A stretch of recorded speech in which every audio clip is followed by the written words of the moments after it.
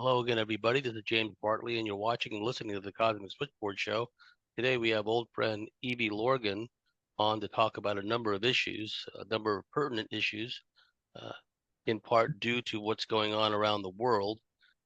Evie thought it was a good idea to bring forth certain key topics, kind of as reminders of what it is we're dealing with, the core issues. It's so easy to fly off the handle in 7 different directions because of all the distractions, the multitude of influencers out there in the cyber world, the internet, what have you.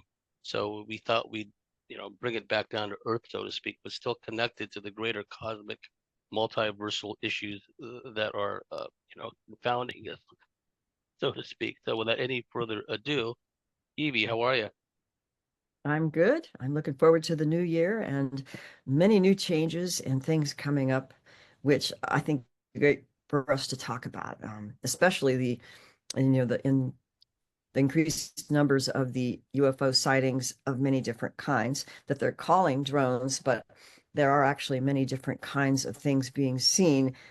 Wanted to discuss along with part of what had come up with a recent preface I wrote for an Italian author who wrote about dark Cupid types of relationships, that kind of thing.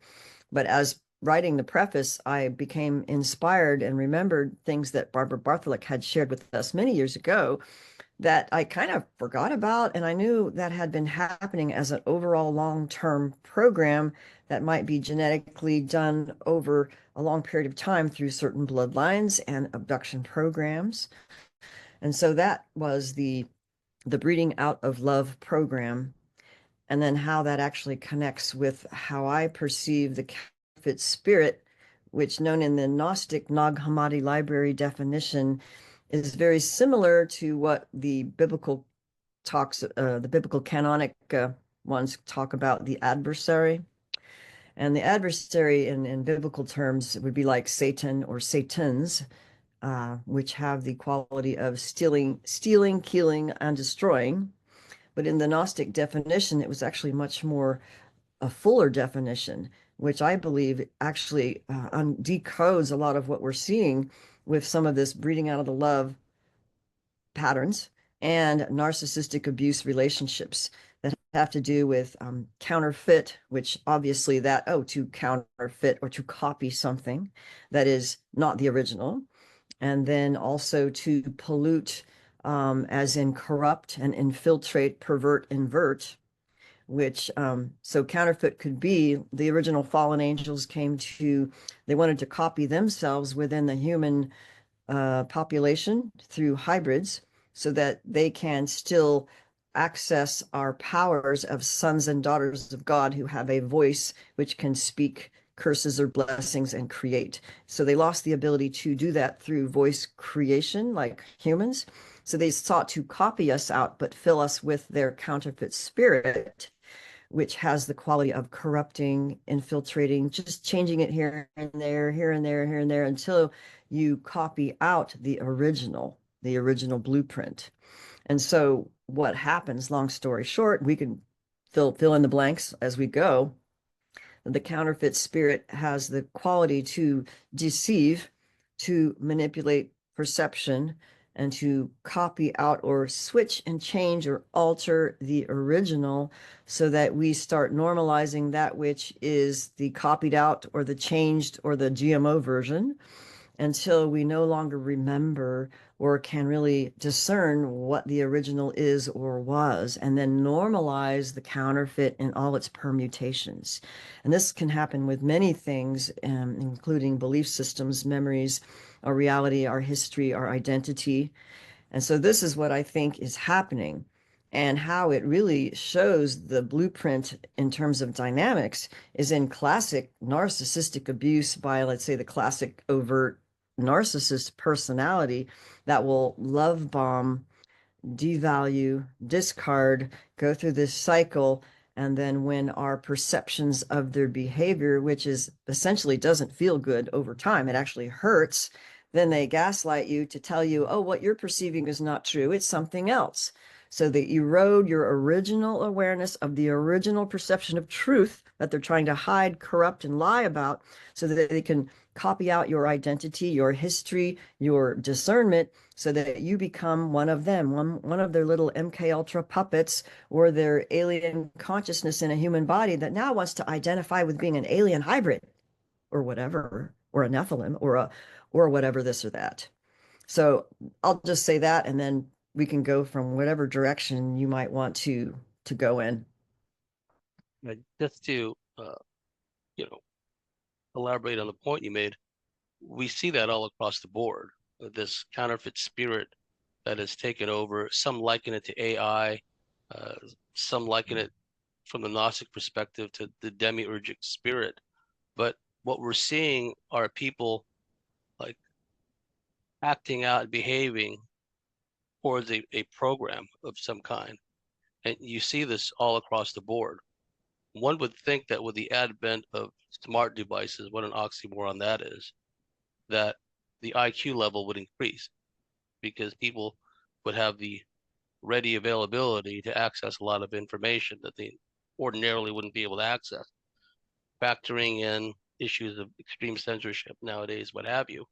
There's still a means for people to go out and get information that they require or they're seeking if they just put in a little effort or they have the internal wisdom, the internal guidance to prompt them to do so. But what we're seeing is the complete opposite of that. My friend and colleague over here, Kate Moss, she put this video out on Facebook where a guy fell off the train platform onto the tracks. The sign on the platform said, incoming train 2 minutes. Not one man on the platform moved to help this person. In fact, there was a Wow. couple of women that jumped down, try to get the Really? guy out. Oh, Point wow. being is that is the nature of this self-absorbed, narcissistic, lost in their own delusional thoughts syndrome that we see all across the board now. We're seeing it with crazy motorists causing all kinds of problems. We're seeing it with unruly students, unteachable, not having a teachable spirit. We're seeing Mhm. with the extreme narcissism, Yeah. people putting out these selfie kind of vlogs, uh, TikTok, Instagram kind of update, having to tell you about every little aspect of their life, and especially those with a narcissistic bent, just using social media as a means to give vent to their own like base impulses, give vent to their own self-indulgence, right? Nothing constructive about it. It just gives you an idea of the inner workings of their mind. Mm. And the point I'm trying to make here is that is so far removed from our original core essence of who we are, the ability to discern, divine the intentions and capabilities and what have you, because we are in a warfare arena now, for absolute sure. For a long time, we were building up to this stage, but what we've seen across the board in society is what the KGB defector Bezimov talked about, the demoralization of society. Yeah. We're seeing that all across the board now, and the drones itself is having such a psychological impact, especially on Mhm. surface level truthers, blue beamers, etc. Uh, it's really doing a number on them, and it's bringing out all these narcissistic traits. Don't fall for it. I'm here to tell you this is all fake. This is a blue beam fake invasion. Oh, look, they talked about this on the Simpsons. It's just so easy Mhm. to manipulate these people all across the Yeah. board. Meanwhile, the strangeness factor is going through the roof, right? So, Yeah. what we're here to do is talk about, how to get rooted, grounded back into our central core essence, where we can navigate through all this and recognize deception and falsehood. Uh, we talked before coming on about how people in the abduction community, and I say that, the lack of a better term, people have had alien abductions. Mm. So many of them are so quick to uh, tune in or identify with a certain type of ET, right? Oh, well, these are Yeah. Nordics, because they look like us. of necessity, they must be good. Well, not Right. necessarily. Some of these Nordics work hand in glove with the reptilians. Some of them work hand in glove with these marauding greys. Some of these Nordics are actually shifting reptilians, right? Yeah. It's all part of Mhm. the pacification agenda. Yes. So this is a necessary prerequisite from the standpoint of a conquest, Oh, that yes, the, right. the Yeah. people the people have to be pacified at some level. Each segment of society will be manipulated in a certain way based on their personalities, their psychology, what have you. And we're talking now at this point, multiple generations of programming, societal conditioning. I Yeah. mean, look how many people just are totally dismissive of the whole concept of aliens and non-human beings. And many of these people call themselves Christians. It's like they never even read the Bible, right? And then if you just set that aside, the Old Testament, New Testament, all the signs and wonders, uh, notice how, in the Exodus story, Moses, Egypt was beset by all these plagues, right? By Mhm. by God. If you look at, we were talking about William Bramley's great book. It's so apropos for today, The Gods of Yeah. Eden. I recommend everyone read that book again. Jeff Brady and I were talking about this, that, Okay. with the prior to and the onset of the plagues, the Black Death, there were all kinds of UFOs and craft being seen in the sky, spraying, what we would call now chem spraying, right? Yeah. And what are people reporting today? They're saying some of these craft, well, we know that there's been a chemtrail agenda, which I'm satisfied as an alien agenda, but some of Yeah, these not just, so-called drones are actually spraying and stuff. yeah, People I are getting mean, sick, right? in So, fact, I shared. please. Yeah, and I mean, it's gosh, exciting because I remembered the William Bramley thing years ago, and I'm thinking when I heard this guy named who does this homesteading channel, who's an ex-military guy who has his own property somewhere in Virginia, was talking about drones because they had seen unusual aerial phenomena in and around his property and his area, and then becoming ill, like really ill for 3 days, along with like a neighbor an adjacent property, and also his wife, who had unusual physical symptoms that included, too much gynecological bleeding that was abnormal for that type of the month or for what normally happens for her. So they kind of got on to like, could these drones and these lights actually be involved with abductions? So he started actually getting, people to send in their stories who have never shared before. So I don't know if he had read, the Bramley stuff, but this could be part of another. See, oh my God, there's so much to this. But when society changes significantly, they can do this. Like the plague actually created a big shift in how society arranged itself and how the social structure was built around more of a tribal community. And then following the Black Death and the plague, and I read this in actually another course of study in history when I was in Canada. I just happened to read it, and that actually changed the whole course of societal structure post Black Death. And I think it was deliberate because I think what happened after that was there was always some kind of central authority that took its position as a type of panopticon, like one would see in a prison, where they would be able to look over the whole prison and know if anybody escapes, so that people didn't have that central authority always watching in the same way within their societal structure. So everything changed since the Black Death, but the person who wrote this in history had no idea about the Bramley findings about who really instigated this. So when we take it forward to today, and some people are becoming ill and they're actually having experiences, it goes back to the reality that there are some interfering beings who are coming through let's say, what precedes an experience is often an orb of light, like an orange one or a red one or different colors, or sometimes it 3D materializes or they just materialize in your room. But nonetheless, a lot of times physical things happen, after those encounters, which is obvious for anybody who studies abduction. So I just wanted to mention that because that's happening. And when this man on the homesteading channel was saying getting the stories and then posting it onto YouTube, they censored a large bit of it and had to do it under review. So there was many, like hundreds of comments from people who reported this abduction thing.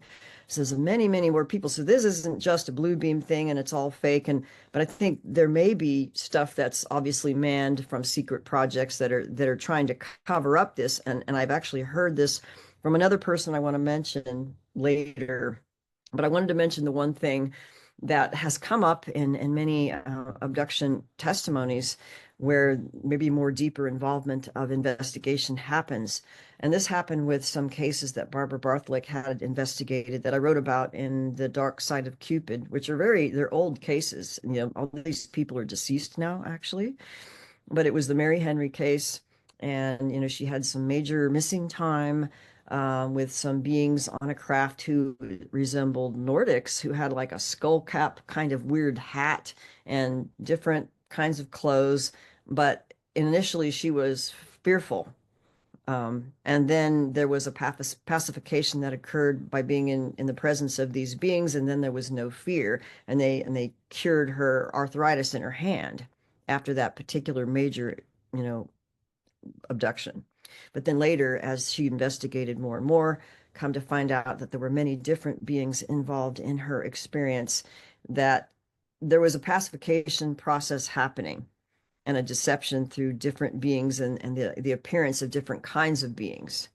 So move forward to the incident that this Kevin man on the Homesteading Channel shared, a woman who had abductions like years ago. And I think it was preceded by orbs of light where alien grays appeared in her living room. And I'm just paraphrasing. And so I would go back to this guy's channel to listen to what he said. But a woman encountered the grays in her living room. So she wasn't paralyzed. She was up physically and saw these beings, right? So immediately her instinct for the predatorial thing that's going on was to like fight and kick ass and like hit them. So she did. And usually you don't hear much about how people are effective at like fighting, like touching and hitting the aliens or causing some kind of physical thing. So she did that, and then she blacked out, but then I guess they made her black out after that, and then woke up with like a swollen hand and was like she really did hit them because her hand was like all swollen. So the next time they come and in her living room again, she goes and tries to do the same thing, like kick ass, start hitting them, you know? And then she hears a voice saying, "Stop, you know, don't hit them. They're going to be okay. You're going to be okay. Nothing's wrong." But it was a female, I think it was a blue-haired, tall Nordic being appeared to pacify these vibrations of peace and no fear and love, and actually proceeded to make a type of, I don't want to say a deal, but a type of arrangement so that if these beings come again, then this won't happen in the same way. She won't hit them, she won't remember, or something to that effect. But what I'm seeing in this, oh, well, the benevolent Nordic shows up because she's kicking ass on the Greys, and the Greys can't keep their cover. So who has to show up? The pacifier, right? So we think they're good and they're loving and everything's so wonderful, but no, this is another part of the good cop, bad cop pacification program. So I believe What something like Barbie that. called the production, the stage Oh, production. wow.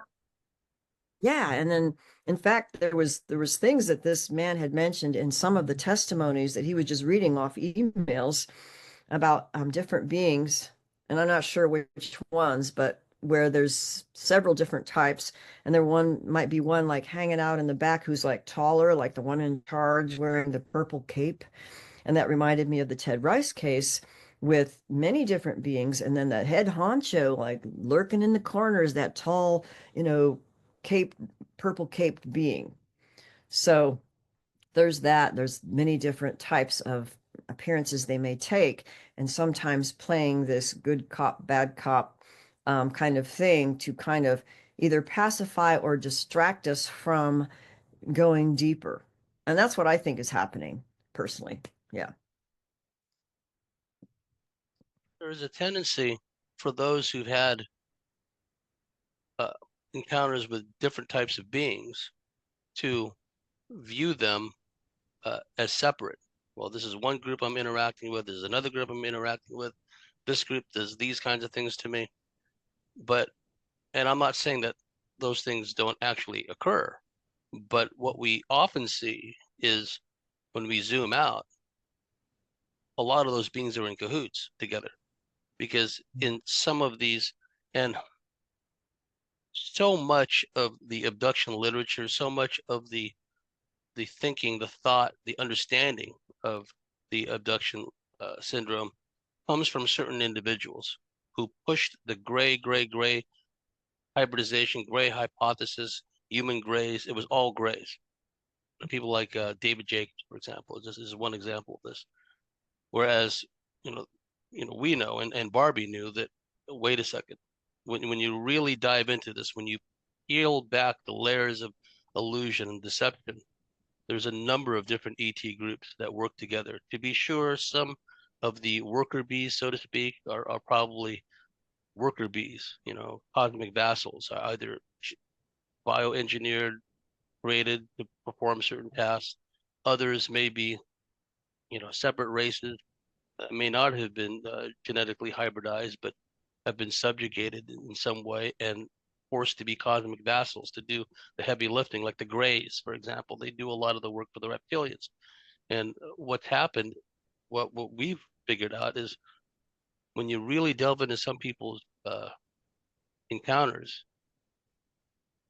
you find that there are some instances, experiences that have been completely blocked from their conscious memory. But when Barbie, for example, would peel away the layers, all these aliens are together.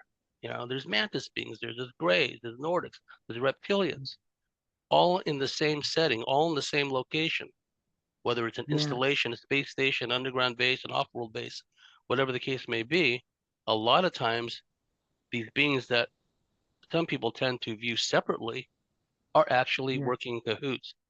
So that's another thing that we must take into account. It's not as cut and dried as I'm having encounters with different types of beings, and they're each doing their own agenda. They're each working with me for a different set of purposes. So to some degree, that may be correct, but there seems to be some kind of mutual understanding, but amongst these groups of beings working with a given individual. And so I just thought I'd throw that out because the point you made where the Nordic comes in, pacifies the lady, and this is not making a value judgment or being critical of the woman. I mean, her testimony is invaluable in this regard because what I'm gathering from what you're telling me about the comments being sent to this Kevin guy, and I'm really going to plug into his channel, those are almost the best types of testimony to get because a lot of these people, they don't have to filter their testimony through all these influencers, podcasters, all these books. This is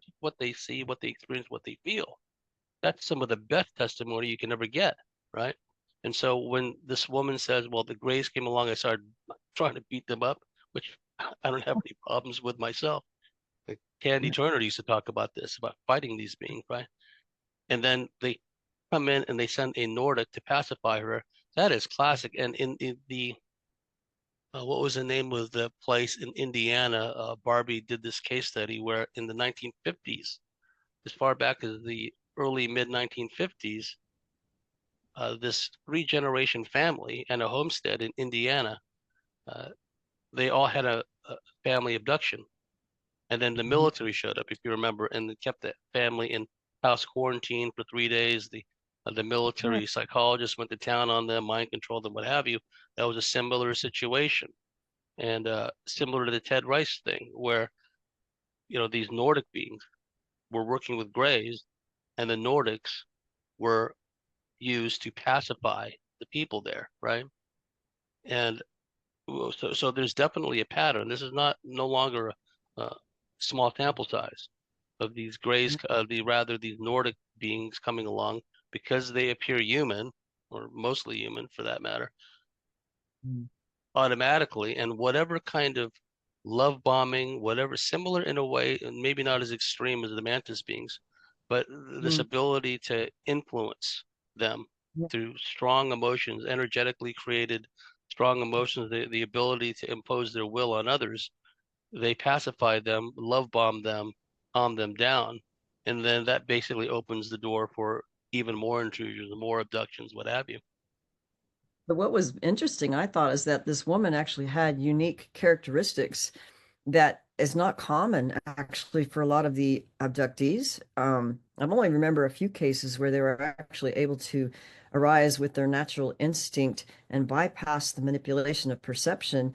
And like a natural instinct to a predatorial thing that intruding is like fighting and defending. And then that's actually an appropriate response in some cases.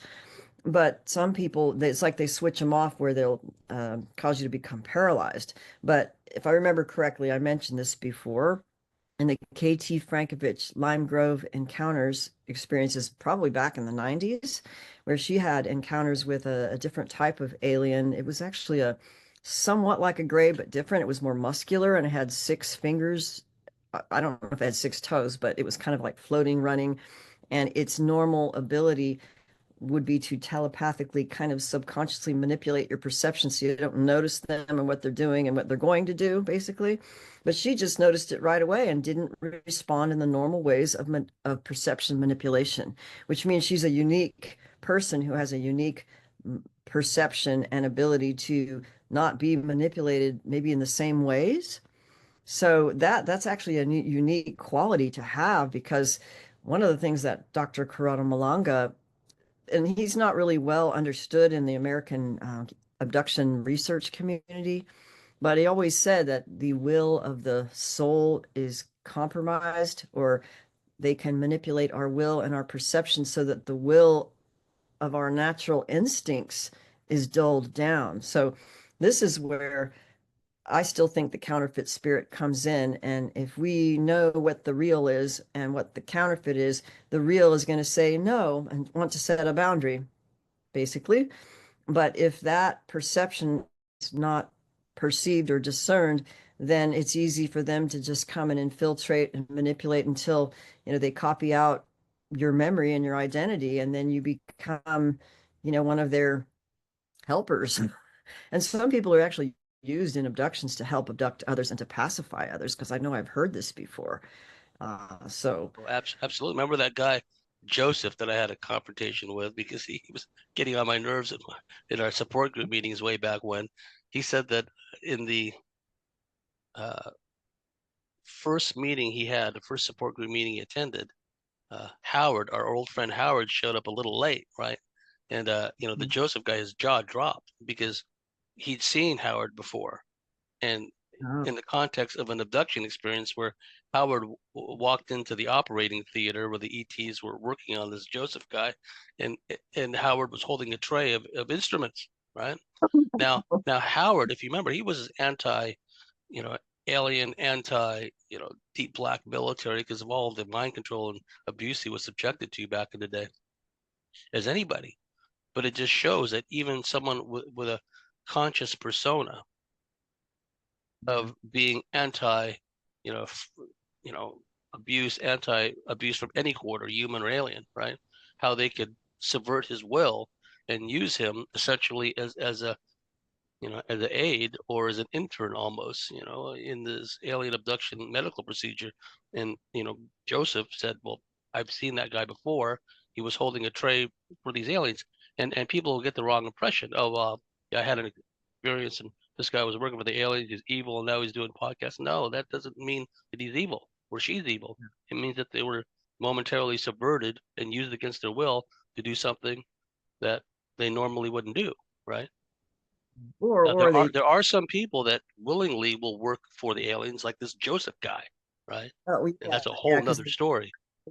go and make them feel important, and there's just all that kind of stuff. It's so much manipulation through mind control. But then they could fake someone's image. If you're not aware, they can use someone else's image and make you think it's someone else. So you always have to go deeper and not assume everything until you really go deep in your own investigation. It's just, I wish it was more cut and dry and easy, but it's not. And it kind of concerns me how easy the mass public can be manipulated to have black and white or the multiple choice answer quote question of derivations of what they think something is based on what they're being told and manipulated to believe.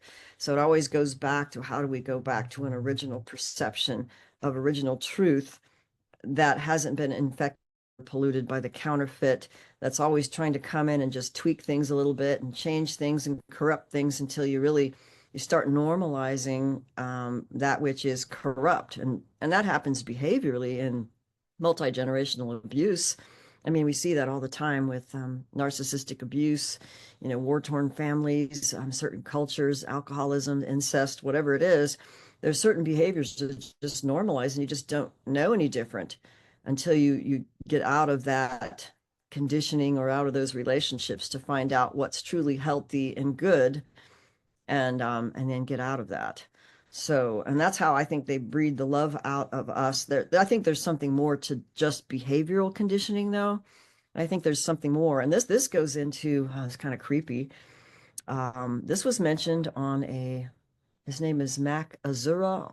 I think that's the name he's using on a Michael Salla interview with an abductee recently who talked about experiences with the bat-winged reptilian types that are kind of like a Mothman, but Draco reptilian, that quality, and really scary, malevolent Draco reptilian things. And he might have had the Greys too, but he had a twin brother, and him and his twin brother were having experiences. So long story short, he does a bunch of regressions to find out what's going on because it was very, very stressful. And they found out that I guess the alien Greys were doing a type of soul scalping procedure where they're literally pulling out soul essence of people and then storing it in these like glass jars or something on a craft or whatever, wherever they're storing it. So they're storing soul pieces and fragments of other abductees and then using those soul fragment consciousness fragments to put in the hybrids so that they have a soul. So they build their souls through thefted soul fragments of other abductees. So this brought me to like, oh, wow, this is very similar. For example, this is why like a mother who's have a hybrid child, let's say, and maybe that hybrid child, the reason why the bond is strong, maybe it's they took your part of your soul and put it in the child. And then, of course, you feel this love connection. So this can also be where if you get soul fragments from someone else, and I believe this happens, and this creates confusion for alleged past life memories, believe it or not. And this is what Malanga brought up, but people aren't getting it because they're thinking, well, that I was a Draco in my past life, or I was this alien, or I was that alien, I have all these memories. But it could be that you're getting soul fragments of other people who might have, that being could have been hosting, right? Because they thefted their soul fragments, and then you get the memories of that being who had that soul fragment. Or you have the soul fragment memories that you actually think are your own. So it could create confusion and identity. But to bring this back to something else I heard that was similar, and this has to do with some of Amanda Baez's work with ritual abuse survivors, satanic ritual abuse, and Luciferian families, like family systems, and how they would use something called the blue dust or the blue soul dust. And it's like, I don't know if it's the original dust light of the person, like a soul light quality or whatever, or if it's the Luciferian shrouded soul essence that they could shatter and then put in many different dimensions or people so that you can have like a soul twin soul, what do you call it? Twinning with another person, or you can be able to go in all these different dimensional realities and portals because a part of that blue dust that belongs to you is in all these different locations or people. And then you have connections with all these different people who actually have your soul shards and fragments in this dust. So it's something similar that I think that they can do by manipulating the soul fragments or the dust in some way, that they can create these connections and maybe even false memories to a certain degree. So that's where, like, well, how do we know? Because like this man who was on Sala's show, I remembered what came up in the regression was basically being a past life as a reptilian, if I remember correctly. And that part of the activities was to vampirize off other people, like taking their soul and then accruing all this soul essence energy through vampirization, whatever they're doing, and then trying to take that soul for themselves so they evolve and build and develop a soul. I'm like, that doesn't sound right to me. It sounds like, well, they're just soul thefting, but they're getting the memories and identities of the soul parts they took. And then if that entity was connected to him, he might have the memories of the entity and the soul shards that he took from others and then take that on. Oh, well, that was me in a past life. That may not be true. It actually might be the entity that was messing with him through his bloodline, was like what we call the active alien memory that's inserted in the consciousness of an abductee, according to Dr. Corrado Malongo's understanding. And then that we actually have those memories because that's inside of our brain or consciousness until you switch it off and you make it passive so that it's no longer vivified by our life force of our eternal spirit. So that whole idea for recovery from this abduction phenomena was to switch off their memory or their fragment of consciousness that's embedded in us so that it can't work its will through us or use us as a puppet to vivify their consciousness and their identity. So we just switch it off and disconnect them from our eternal soul, and it stays passive. So that's basically what you would want to do instead of what I think is happening, and we mentioned this before the show, is there's a lot of identity issues and illusions or perhaps misperceptions that might happen with abductees or MILABs because of taking on alien identities. And, or this is my galactic family, I'm really this alien, or I remember being this or that. But we don't really know if this is a fragment of consciousness that's taken from another being that's attaching itself to us. So I think those things could be happening, and we don't know until we really reconnect and restore any dissociation parts which happen through trauma, you know? There's a couple of parallel aspects to that. If you look at it from the organ transplant, blood transfusion aspect, people have reported once they've taken on someone else's blood, someone else's organs, they begin to have spontaneous memories of what Yes. that person experienced. And then if you look at the oh, Mia Adams, the X Cycles author, you remember her story, uh, Yes. I love where my book. she was in the You Love Bite book, and correct me if I'm wrong, if I'm explaining this correctly. They took the mitochondrial DNA from another woman and put it in her ovum, or it was the other way around. But at They any took her rate, egg. Yeah, they go took ahead. her egg. It contains basically they took her egg, they harvested her egg, and it was actually military who helped do this back in, I don't know, in the 50s or the early 60s, whenever it was.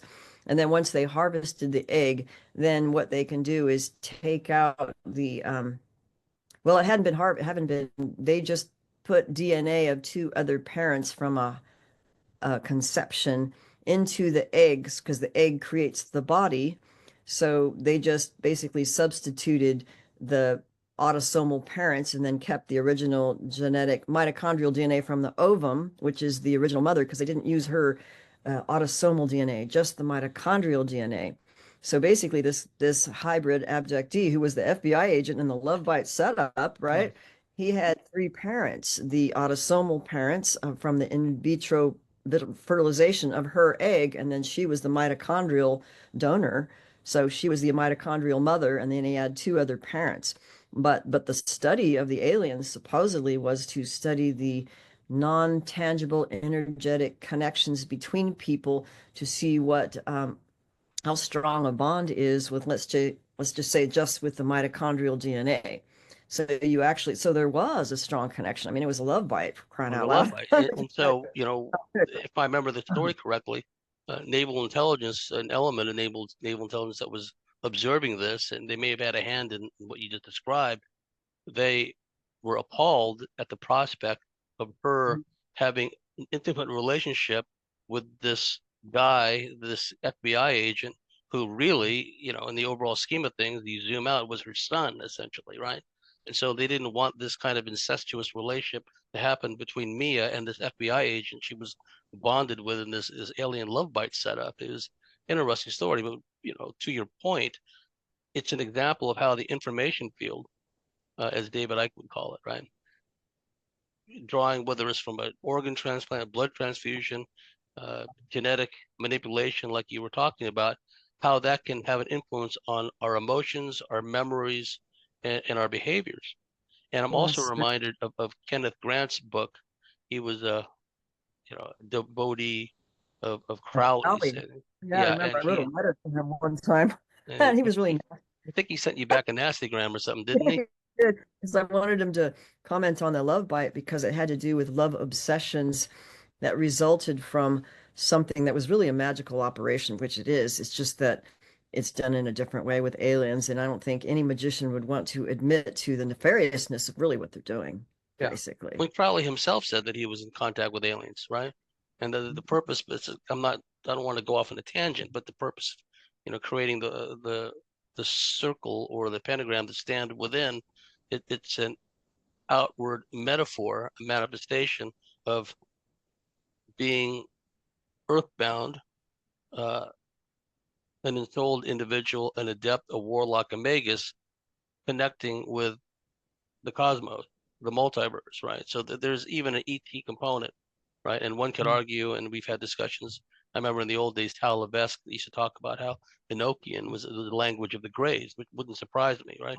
But anyway, getting back to Kenneth Grant, in his books, he talked about how when the Kundalini was activated in the Scarlet Women, they would place these coin-shaped metallic objects along the chakra point.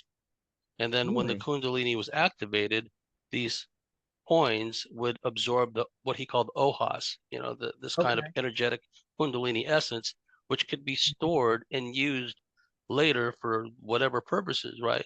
So the point of relevance is it's yet another example of how, the human body can be activated or triggered in such a way that an energetic essence of the person being triggered can be absorbed by an adept and either used at that moment. And we see this all the time with reptilian rapes, for example, where the reptilian would rape the woman and in many instances, not always, but in some instances, engender a strong Kundalini, orgasmic effect, right? Well, in these rituals that Kenneth Grant was talking about, they would induce this Kundalini rising in the Scarlet Woman, and then they would place these coins, metallic coin-looking things, along the chakra points, and the coins would absorb what he called the ohas to be used, later. They would be stored essentially, like a battery, right? So, all that is relevant to what you're talking about. I guess there's different ways of doing the same thing. So, the danger that I see is over identification with something, right? Yes. Like, for example, we see this a lot with the alien love bite setup. Well, I've got a past life thing with him, and we got to work things through. Well, who says? Even if they really had a past life thing with him, and if you peel back all the layers and you get really deep into past life regression, and it was a toxic, dysfunctional relationship, why would you want to spend another lifetime going through that? That doesn't even make sense. Like, ooh, I remember you from a past life. Piss off, pal. You know what I mean? That would be my reaction, right? But Yeah. for others, it's like, well, we gotta work things out. Well, what's the genesis of that motivation? Is it really the individual who's saying, no, we've got to work this through and figure out all these karmic issues and resolve them? Or is there something working through that, in our example, a woman, let's say, working through her in order to form that enmeshment with the other love bite partner to keep the whole cycle going, right? Yeah. There's so many, I think, manipulations being done to, well, through guilt or shame or obligation or kind of like an endless goose chase of basically finding out, well, it could be alien history or all these things in your past lives, or, you know, it just throws you off in this wild goose chase that I think is a distraction from always going back to the original, which will give you all. I mean, to me, it's like, the Holy Spirit, it's like your original soul connected to Christ, connected to the all. That gives you the truth as long as we reconnect with the original instead of the deviation. But we get caught up in the distractions of the deviations, which in our world, I think we have so much of that. We kind of, we're losing that authentic connection, which is really represented with AI and a lot of the digital technologies and the the way behaviors and socialization is changing now, you know, and there's more autistic, for example, autistic spectrum people, and more well, lack of emotional intelligence behaviors, which I don't know if you would agree with some of the things that have been described, even in your early interviews with some of the, I don't know what the name of the man and the woman was who dealt with the human alien hybrids that they were basically trying to train to be like normal on Earth and trying to show them how to live, but they were like off, you know, or maybe they didn't look quite right, or they acted very emotionally unintelligent, or in fact, even psychopathic and abusive. And so this is what I think that Barbie probably saw that would be more of a obvious breeding out of the love, because if we're going to normalize these psychopathic, lack of emotional intelligence, you know, narcissistic behaviors, and, you know, that kind of behavior, that's not good. I think that would breed out love of the human race, and that would not be good. Yeah. Like I said, we're seeing that all across the board now, where somebody's there struggling for their life, they're drowning, or they're getting beaten up by a bunch of people. You know, the tendency is, I'm just going to videotape this, right? What happened to empathy? What happened to compassion? What happened to caring for your fellow person? That's all gone by the wayside now. And you see it in, you know, I don't want to digress too far, but I'm just looking at it from an observer standpoint. If you look at how social engineering and cultural Marxism, which to me are alien, they're alien ideologies, because like you said, to your point, they they pull us from our original selves, our original source connection, and they plug us into this weird alien kind of ideology of narcissism, hatred, rage, what have you. And this has been foisted through these school systems. If Trump really wants to turn this swamp around, the first thing he should do is just cut off all federal funding to all these indoctrination centers called schools, from Mm. grade school all the way up, because they're just churning out people who can't even do simple arithmetic, people can't even read an analog clock, people who are so disconnected and just full of rage, right? That's there's no point getting rid of the Federal Reserve and fixing all this other stuff if these schools are allowed to flourish, these indoctrination centers that keep churning out these loveless, hate, rage-filled, stupid people, right? And to me, that is part of this alien agenda. It wasn't like that before. That's a recent development. It didn't take long. You know, this whole communist, it was mistakenly referred to as atheistic ideology, because in all likelihood, Karl Marx himself was a Satanist. So Well, when I look at, for example, like the National Basketball Association, right? Basketball. When I was a boy, it's like the sport was entirely different. It was more physical. There were a lot of plays being run. The players played tenacious defense. Now you look at, and I don't watch, haven't watched the NBA for decades now, because precisely what I'm talking about.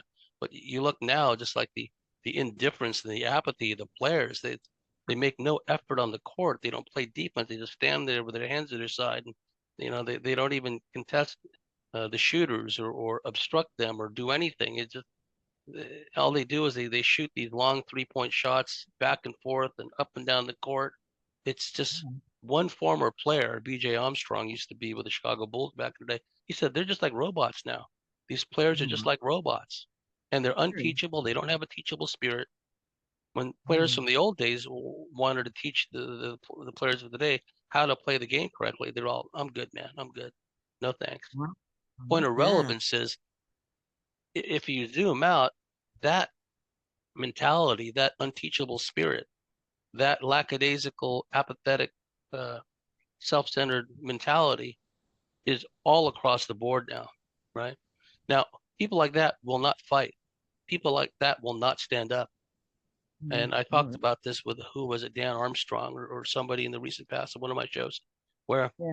there was a guy in Sweden, a, a country that's completely been taken over by by an alien rape invasion. That's what's happened.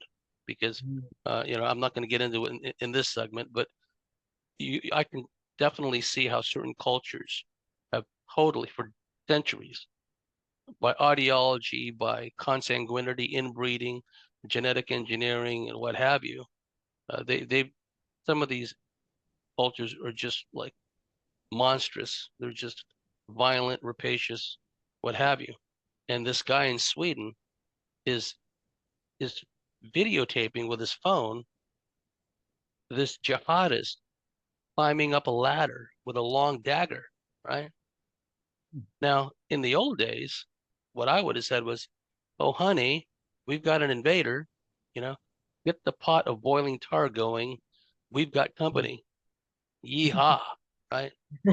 Yeah. Okay, at the very least, I would have tipped the ladder over. Yeah, And then for and then sure. as he's laying there, I would drop bowling balls and potted plants and old TVs that don't work anymore, right? Go down there and finish him off. What did this guy do? He kept filming him until he climbed to the top of the ladder, got into the terrace, and started wielding his dagger. Okay, so point of relevance is the self-preservation is not even uh, Yeah. you know Instinct. hardwired. The instinct to self-preserve oneself is not even. They're so disassociated and disconnected from their true self. They're Yeah. filming their own demise because the guy Well, got stabbed, right? Him and his family members, women, the instinct used to be to protect, right? That's why walls were used to be a common feature of every settlement going back way back when to keep the invaders out. And these people don't even know when the invaders are in their midst, even when they're from another culture, don't look like them, climbing up a ladder with a long dagger. Okay, well, that's that's not just breeding out the love, it's breeding out intelligence too. yeah, reading out the natural instinct that would be preservation of the human race, you know? But it kind of made me think of the Dr. Jack Cruz, the neurosurgeon who really talked a lot about how the blue light that is from the digital screens and LED technology as well is actually being used to amplify the MK Ultra mind control optogenetic influence on our consciousness so that we're more easily controllable, and it decides the brain waves in such a way that we don't sleep as well and actually makes you gain weight. And there's all these bad effects of the blue light that comes off our screen, and be doing that all day long, you're in training yourself in a whole shift in neurochemistry and consciousness, which I think is part of the programming. And he talked about this in one of his really long interviews, and I think we might have mentioned this on one of our shows, maybe it was another show, to make a point that now 55% of the people can be easily mind controlled with whatever reinforcements programming through the blue light and the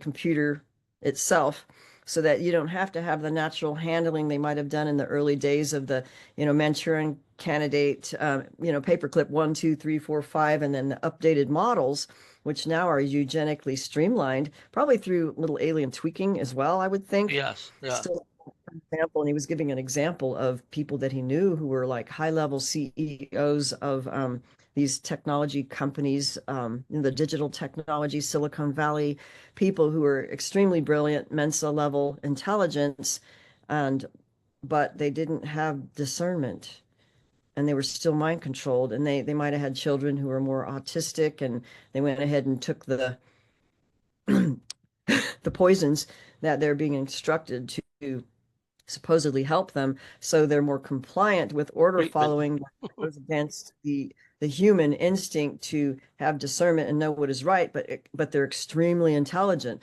So this is where the high intelligence is knocking out, is actually knocking out the emotional intelligence, Yes, the spiritual intelligence, and they're under mind control more easily. So yes, this tells absolutely. you those extreme intelligence don't mean nothing when it comes to spiritual No, no, no. discernment and emotional intelligence. You Yeah. see this with the military, especially the fast jet flyers, fast jet pilots, these tier one operators, guys with Delta and what have you. I mean, they're brilliant intellectually.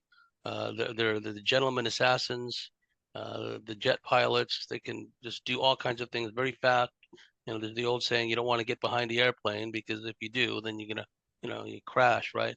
So they can think at that level, but they don't realize that everything they're doing is leading not only to their own demise, but the demise of civilization.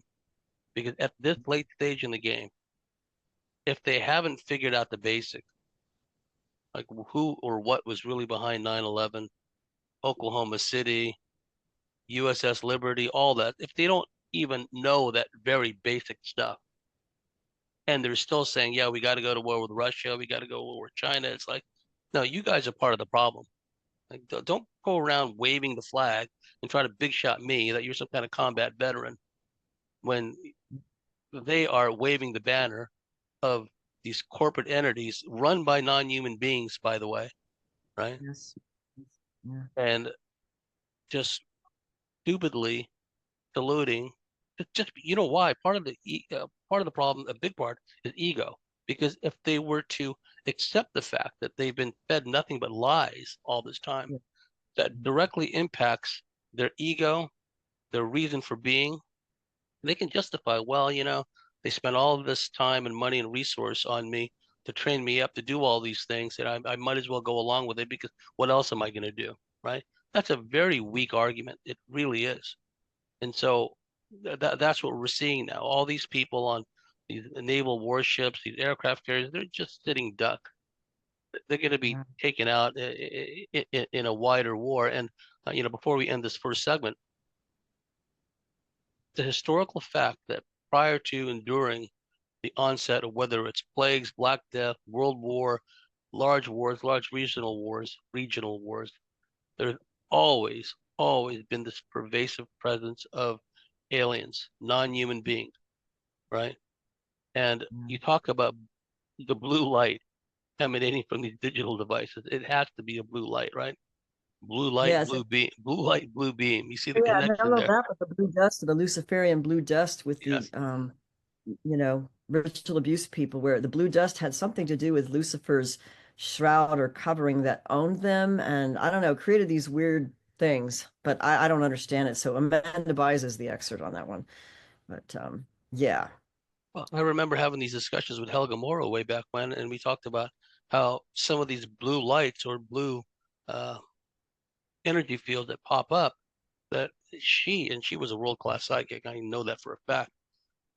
She had yeah. an instant repulsion to the blue light syndrome because her and Gary Mm. were driving along. I forget where they were, and then it was a lonely, deserted mountain road, and they had to stop their car because in front of them was this blue energy field, right?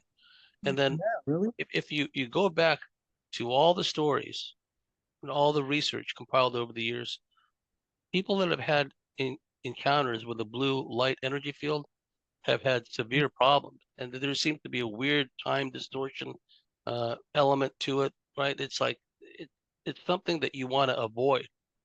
And here is this Yeah. weird blue light coming out of all these digital devices. And I've said from the beginning that these digital devices that everyone carries around virtually, including children, the Yeah. direct outgrowth of what was found at the Roswell debris field and other crash sites, and also these alien transfer programs between one or more ET groups and the aerospace deep Um, black industry, right?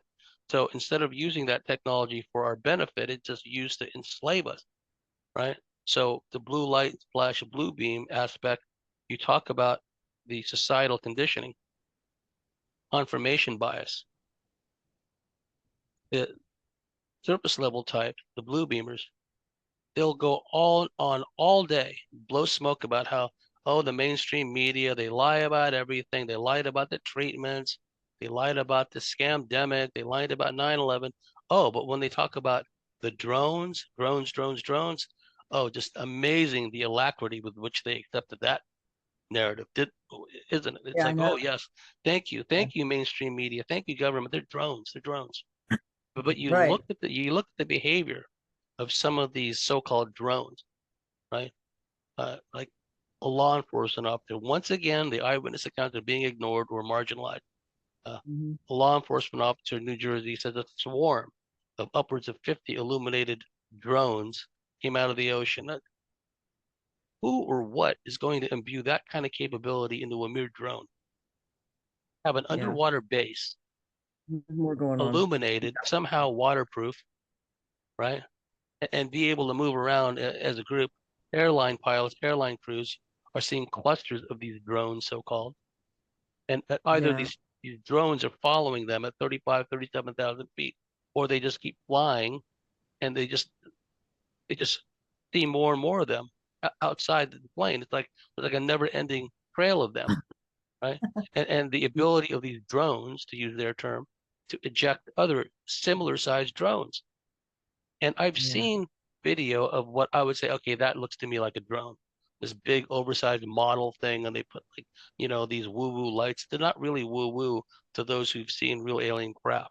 There's an ethereal, it's not just the luminosity and the intensity of the lights, but there's some kind of weird ethereal kind of aspect to it, which the words fail me. I cannot convey adequately what I've seen and what others have seen. You can somewhat see on videos that some of these lights, they're not earthly lights. Okay, so point of Mm. relevance is what we're seeing with the behavior. A lot of these UFOs, they're not UAPs, they're not drones.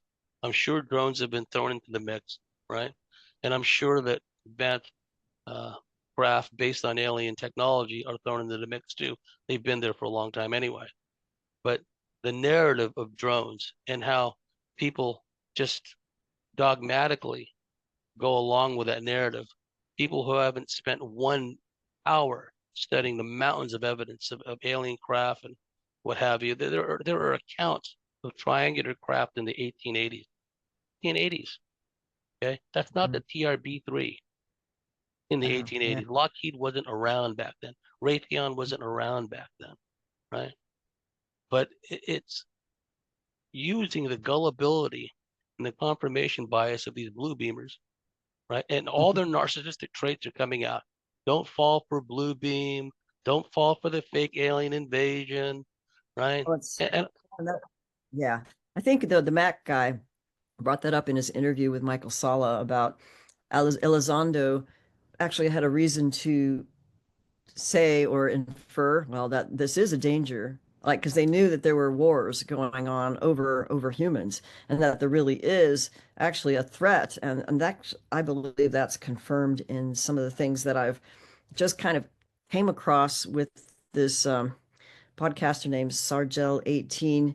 But I found out through Bruce Cornett, who's a longtime experiencer that I've known for years, who had many experiences and knew this guy named Sargel18 because he would photograph and videotape things from a vortex in New Jersey around I think it's called Wanacue Reservoir, but we can talk about that later. But basically, I saw a bunch of videos because of Bruce Cornett telling me about him and how he would take him to this vortex, and they would literally see and photograph interdimensional beings coming through this tear in the interdimensional area, which he claimed that because of a really bad fire or something that occurred in like 1998, the tear or interdimensional rip in that vortex area got worse, and many of these interdimensional beings basically got out.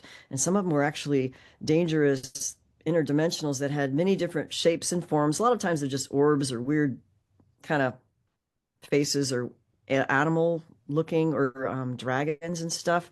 But he did report on some of the videos that are still online. He doesn't get very many views, and it's kind of like, why is he not getting views if it's true that he was actually hired by alphabet soup agencies? I don't know if it's DARPA and another couple to not actually reveal too much because he's the expert in this particular portal in New Jersey. But basically, what he was saying recently was that, this interdimensional tear happened in 1998 when they were doing a lot of photographing and videotaping, and then basically he's putting a lid on a lot of this because it really is such a danger, and he seems to think that there's more beings coming out because there are rips, and there so are this is the real danger, and this is the reason why. Well, how come there's so much in the New Jersey area? Well, that's where the yeah, rip and the tear is. yeah, yeah. There's three things before I forget. Okay, um, a podcast with Jeff Brady is coming out again. Jeff Brady, coincidentally, providentially, has done most of his work in New Jersey and New York, and there's no one better, in my estimation. Uh-huh. Yeah, I mean, he talks about UFO mimicry, how they can assume guys, oh, look, that's a cluster of balloons. No, keep watching the video. That Oh, are you kidding? cluster of balloons starts changing shape and becomes more solid, and other things, right? Um, so I'm going to have him to address this whole issue. It's a brilliant interview. I can't wait till it comes out. Like the Second, helicopters. Oh, Mac yes. brought you up on that video, and because all these black helicopters are basically following them, which happens commonly with abductees who are, Yes. Yeah. Yeah. waking up, right? And then they're But really UFOs who have but they're really shapeshifted it. UFOs. Oh, That's another thing yeah, about it too, which a lot of yeah, these surface level truthers will never understand because their minds are so kind of like brainwashed, basically. Like Tom Dongo on my news feed in Facebook put out something that he talked about seeing one of these orbs. Everyone talks about orbs these days, shapeshift into a plane. Okay, and he was observing it. This is over at the over in Sedona, either at or near the Bradshaw Ranch. He was standing alongside Bill Hamilton, the great Bill Hamilton. You remember Bill from the past, right? And when they observed this orb pop up and then it shapeshifted into a plane and then flew away, Bill casually remarked, I saw the same thing in the Tehachapi Mountains. Remember how Bill was, right? That soft spoken way he spoke. So point of relevance is, right? It's these orbs, some of them at least, can shapeshift into structured, solid, what appear to be terrestrial craft, mundane yes. terrestrial craft like airplanes, right? Or beings, or they can literally Or 3D beings. beings like winged Dracos, or Yes, like picture of the faces and the orbs of the being that's traveling around in that form, that's kind right. of like Because a octagonal Merkaba thing, and then you see like their face in it. well, yeah, I've had Merlana Mercan on my show, and then she's done a whole bunch of research, and you zoom into the orbs, so-called, that a lot of people are seeing. These are actually conveyances. You can see the faces, the heads of little Wow. grays and other ETs in Uh, these orbs, right? So what we're talking about here, folks, is a lot of you that have followed Evie's work and my work and done your own investigations over the years, you already know this. Like the surface level types, it's just so over their heads. Their automatic mind control, brainwashing, knee-jerk response to be dismissive of all of us because the mainstream media says these are just drones, right? And so they go along with it. They'll rubbish everything else the mainstream media says, but in this regard, oh yeah, they're totally on board. They're drones. So we're talking about orbs that can shapeshift into structured craft. Over the years, we've had these mystery helicopters. I'm not talking about black op helicopters. I'm talking about mysterious alien craft that pretend to be helicopters. Okay, people have seen craft shapeshift into helicopters before.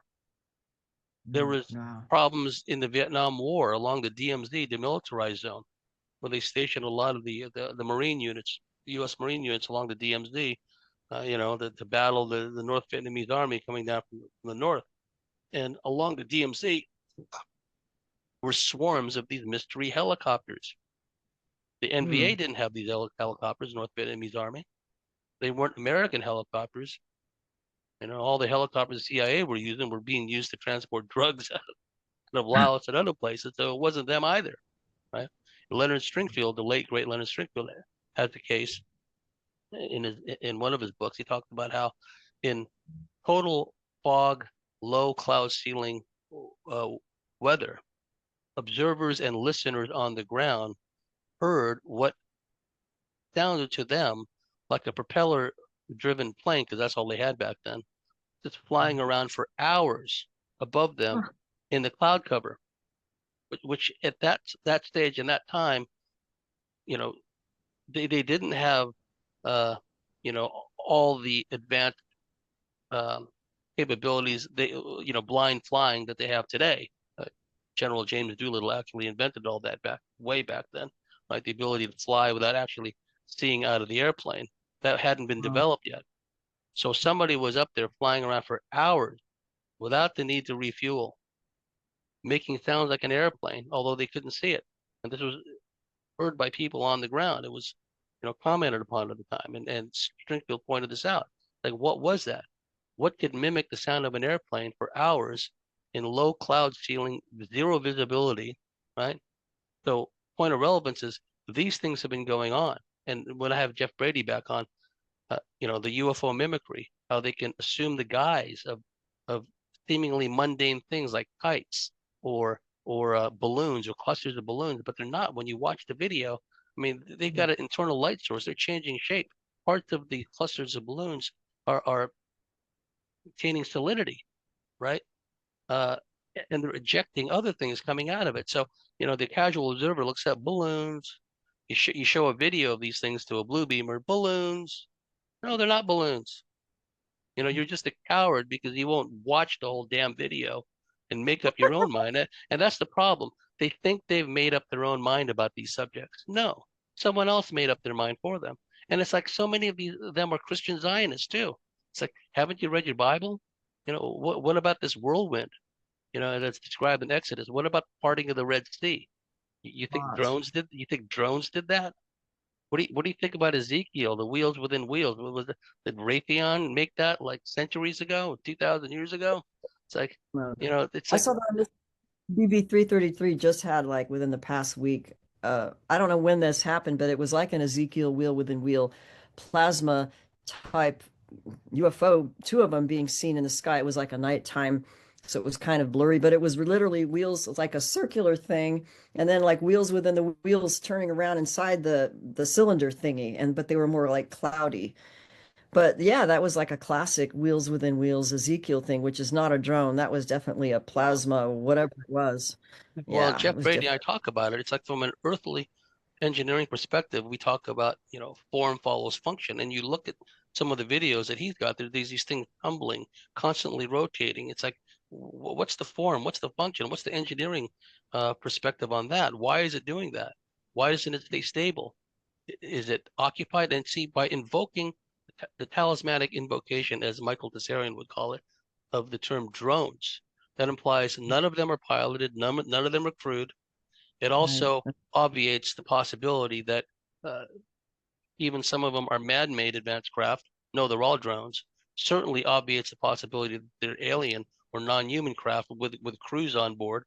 And the irony is some of these advanced man-made craft are jointly crewed. There are aliens on board, and it's not just crewed by humans only. There's like what appear to be Greys and other ETs on board too. So it's a level of understanding that's beyond the ken of understanding for a lot of these surface level types. And unfortunately, what they're doing is they're malignly influencing. They're now an arm of the propaganda apparatus. They are the Mhm. whole mainstream. All these info warriors, right? They're now an arm of the propaganda machine, and it's so easy to influence them because it's a confirmation bias, and because they haven't done their homework. For example, in the Old and the New Testament, there's like this much reference to sky vehicles. In the apocryphal text, you'll find There lots of is stuff. some translations of like the Robert Price material. In fact, I mentioned this before because I have the pre-Nicene New Testament translated by Robert Price, I believe his Yeah, name. And then in Revelation, they talk about like in the end times when all this return of Jesus comes. It's also Matthew 24, but some of the translation was that Jesus basically is returning in his, they called it cloud chariots, that's the many thousands of cloud chariots coming in great brilliance. But that translation is rarely seen in some of the more canonical texts. But if you look, like Ella Lebain talks about that, many different translations will show these things have been around for a long time. yeah. These In, kinds in, of in crafts. every culture around the world, and I've seen UFOs create their own cloud bank to hide in. Barry H. Dowding wrote The Bible and Flying Saucers, right? You look at the work of Mauro Buglino, where he just taken the Old Testament. He knows Hebrew, he knows these ancient languages, and he just deconstructed them. They're talking not necessarily here in this particular text about, these spirit beings. You talk about flesh and blood beings who are flying around in vehicles. And then you look at the work of well, Dan Armstrong has come up with a lot of great work in the recent past, and I've had other guests talk, breaking it down, Aramaic, Hebrew, uh, Arabic, what have you, and they all refer to the same thing. These visitors, these sky gods, these beings coming in these celestial boats, what have you, and to the point of relevance with the Old and New Testament as it's presented to us today.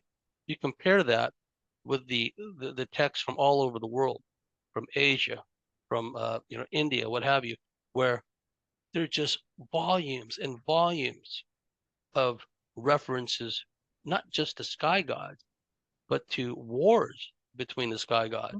over Yeah. and over and over again. And there's an analog with the Norse mythology and the Greek mythology as well, but certainly in the Asian and other mythologies. And I was just reading a book about this special operation in Borneo. The Allied Intelligence Bureau, a team of Australian special operations guys, parachuted into Borneo and were to hook up with a primitive tribe called the Dayaks, right? So these guys come out of the sky in parachutes. And when the Dayak tribesmen look up, their frame of reference is they have a name for their particular sky god, right? And it was Mm. like they look up and they see these billowing parachutes and they're coming down in the sky. It's like they're not thinking, oh, modern day special operations types, parachuting into the forest.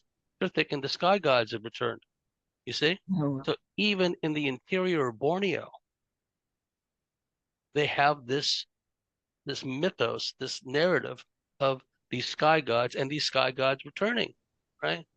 And see, that's a lot of information to unpack that these surface level types are just too lazy to delve into. But anyhow, we've reached the end of a fascinating first segment with our guest, Eve Lorgen.